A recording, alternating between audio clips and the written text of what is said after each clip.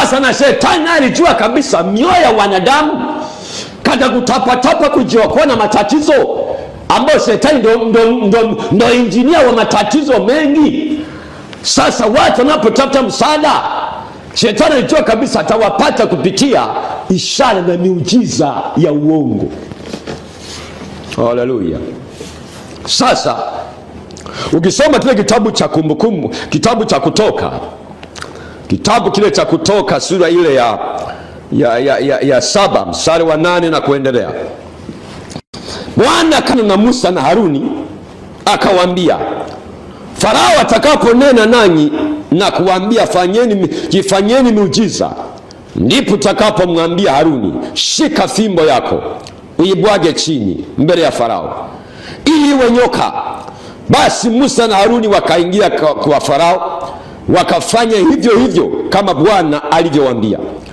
Haruni akaibwaga fimbo yake chini mbele ya Farao, mbele ya watumishi wake, ikawa nyoka.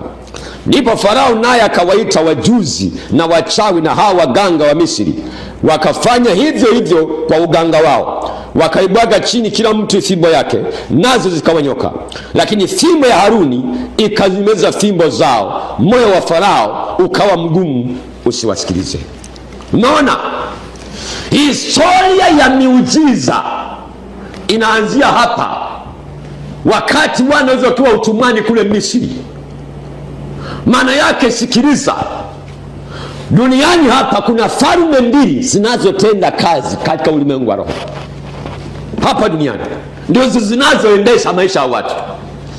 Kuna ufalme wa giza ambao uko chini ya uongozi wa shetani, naye ana watumishi wake. Kuna ufalme wa nuru ambao huu ufalme uliletwa na Yesu mwenyewe, naye Yesu ana watumishi wake. Mimi nilikuwa miongoni mwao. Una mfumo wake wa uendeshaji kila ufalme. Sasa Yesu aliruhusu wana wa Israeli kama taifa teule waende sasa kujifunza ufalme wa giza unavyotenda kazi, ili watakapoona sasa waje wawahubiri watu wa mataifa huo ujuzi waliopata kule Misri. Maana nilikwambia shetani siku zote huwa anatangulia, halafu Mungu anaonyesha uwezo wake ili akuthibitishe kwamba shetani hana nguvu zozote za kutawala maisha ya mwanadamu.